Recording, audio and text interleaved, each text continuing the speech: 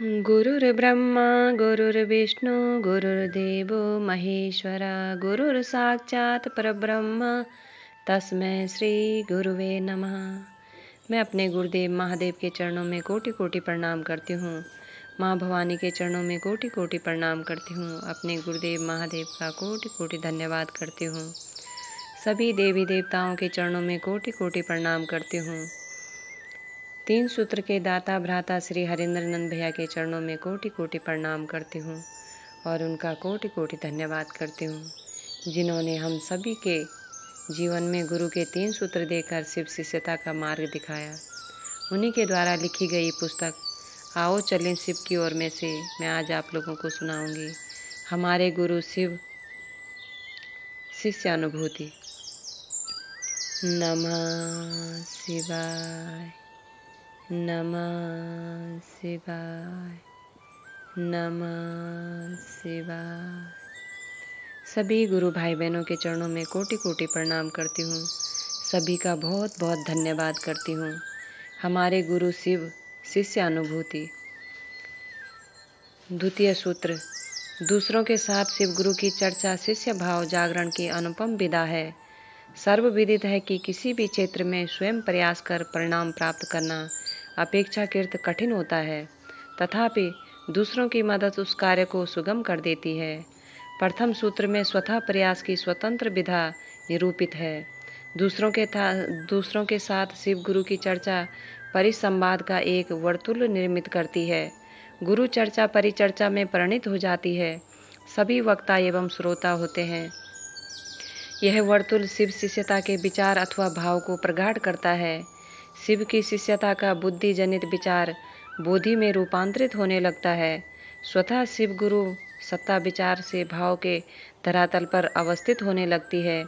व्यक्ति का मन जो अपने जागतिक स्वभाव के कारण संसार की ओर स्वचालित विधि से गतिमान है, दूसरों के साथ शिव गुरु चर्चा की स्थिति में शिव गुरु से जुड़ाव की दिशा में चल पड़ता है। प्रमाणित है कि व्यक्ति के मन में किसी के मित्र होने का बोधात्मक ज्ञान मित्र भाव पैदा करता है। महेश्वर शिव स्वयं गुरु हैं। इसके सैद्धांतिक एवं व्यावहारिक पक्ष को समझाने की प्रक्रिया में व्यक्ति का मन सुगमता से स्वयं भी यह समझने लगता है कि शिव गुरु हैं। शिव के गुरु होने की समझ अथवा उसका बोधात्मक ज्ञान वक्ता के मन में स्वतः शिष्य भाव का प्रबल उदय पैदा करता है। दूसरों के साथ शिव गुरु की चर्चा शिव शिष्यता के विचार की आवृत्ति को सुगम और सहज बनाती है। आज का व्यक्ति दूसरों को समझाने में सुखानुभूति अनुभव करता है। एतद व्यक्ति के लिए शिव गुरु चर्चा सुगम है और अत्यंत परिणामदायी भी।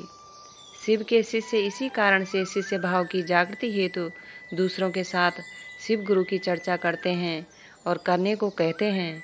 मैंने अनुभूत किया है कि शिष्य के कर्ता मन के लिए निश्चित रूप से गुरु दया प्राप्ति का यही सरल एवं सुगम साधन है तथा गुरु आदेशित कर्म भी। तृतीय सूत्र। शिष्यता के भावांतरण के लिए अपने गुरु शिव को प्रणाम निवेदित का प्रयास आवश्यक है। विश्व में साधना एवं उपासना की अनेकानेक स्थापित विधियों में शिव पंचाक्षर मंत्र नमः शिवाय का जप चिरकाल से सर्वमान्य है। मंत्रों का जप माला अथवा अजपा जप के माध्यम से किया जाता है। मंत्र की अजपा जप विधि सर्वोत्तम है।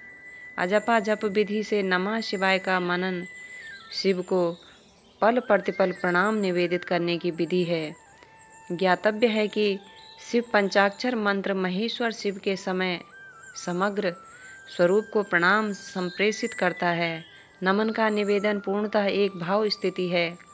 गुरु भाव सत्ता है। भाव जनित प्रणाम ही उन्हें ग्राह्य है।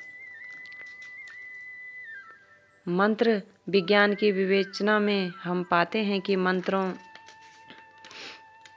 का जप भाव की स्थिति में ही फलदायी है। शब्दों का एक विशेष समूह अथवा अक्षर विशेष मंत्रों का ब्रह्म रूप है, किंतु प्रत्येक मंत्र में किसी विशेष देवता अथवा अशरीरी भाव सत्ता की स्थिति होती है।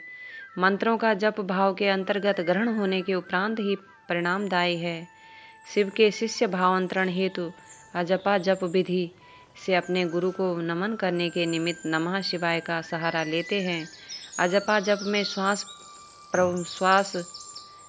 पर श्वास की सामान्य गति पर मंत्रों का सयास जब गुरु कृपा से अनायास चलने लगता है, तभी अजपा जप परिभाषित होता है। स्मरणीय है कि श्वास पर मंत्रों का स्वचालित गति से आगमन, अजपा जप एवं मंत्रों का भाव प्रवेश गुरु दया से ही संभव है। शिव गुरु नमन हेतु रुद्राक्ष अथवा अंगुलियों पर शिव पंचाक्षर मंत्र के जप की प्रक्रिया भी अपनाई जा सकती है। माला जप में गणना की 108 संख्या निर्धारित है।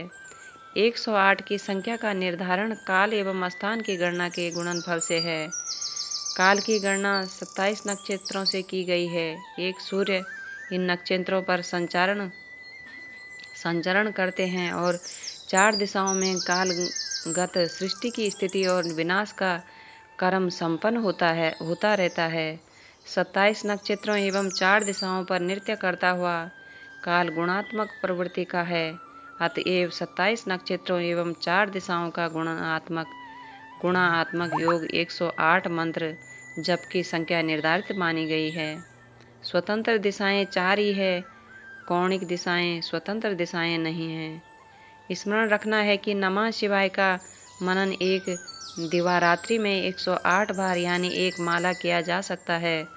मानसिक जप की इस प्रक्रिया में अपने गुरु शिव को मंत्रानुक्रम से भाव प्रणाम की मन स्थिति आवश्यक है। यह प्रणाम शिष्य भाव के स्फुरण तथा अपने प्रारब्ध जनित कष्टों को मिटाने के निमित्त मननकर्ता की शक्ति से किया गया उद्यम है। नमन की प्रक्रिया में भाव प्रवेश की स्थिति गुरु दया से लभ्य है। साथ ही साथ शिष्य गुरु की दया से ही अपने कर्म बंधनों से मुक्त होता हुआ उनकी असीम दया को प्राप्त करता है। नमः शिवाय, नमः शिवाय, नमः शिवाय।